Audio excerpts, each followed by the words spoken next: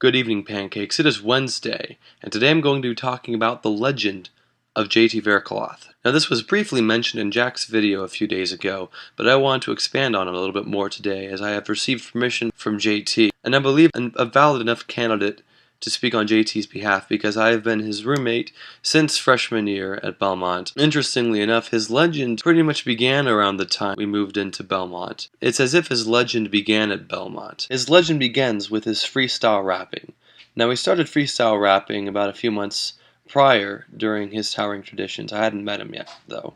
However, the first time I saw JT do a freestyle rap was at a hall meeting on one of the first nights we were there at Pembroke Hall. And I don't remember if he had asked to do a freestyle rap or someone just said, "Hey JT, do a rap." He just started freestyle rapping, and it was incredible. And no one expected this white guy to lay down an extraordinary freestyle rap out of nowhere, and it was just so cool, and everyone loved it. So a few days after his beautiful freestyle rap, there was a Belmont-held event called Minute to Win It. It was put together like a game show where each event had 4 contestants and you would have to complete the challenge in a minute before anyone else could complete it. But the craziest exercise, and the one that I got to participate in, as well as JT, was this game where you had a glass bottle and there was a quarter on top of the glass bottle, and then you have a golf ball.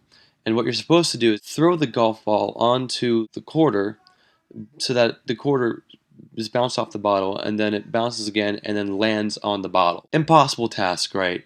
Like, who would possibly think of doing that?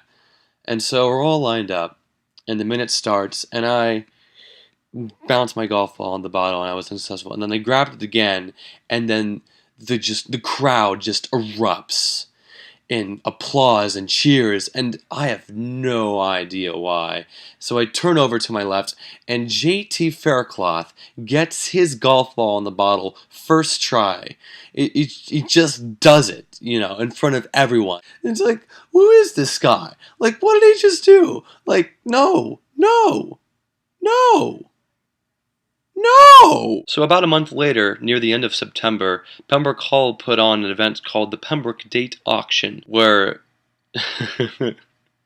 it was an event that men could auction themselves off to the ladies for a date, thus being the Pembroke Date Auction. You could sign up and perform an act or whatever. It could be a love song that you wrote, or a dance, or a rap. There was one guy that just gave random people massages. So JT and I participated. And JT did a freestyle rap to a karaoke song. This was before I had been making beats for him. He does the rap, and everyone's impressed, and everyone shouts.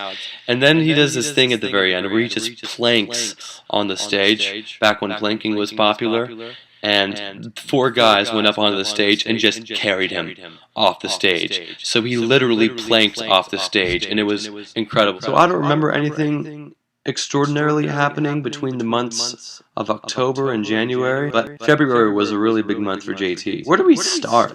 So I guess we'll start with sports, because JT was a really big fan of the Belmont sports, and he still is a really big fan. He was just another fan in the audience. Until one particular game against our rivals, the Lipscomb Bison. But during halftime, I don't remember if JT gets called from the audience, but somehow he ends up on the stage and does a little dance-off with the Bison mascot. And so he does this cute little dance-off, and then the Bison falls on the floor, and then he tackles it, and then he gets on the Bison's back, and he rides the Bison across the basketball field, and it was so awesome. Unfortunately, there are so many stories about his legend that we have to split it into 2 videos. JT, I will see you on Friday.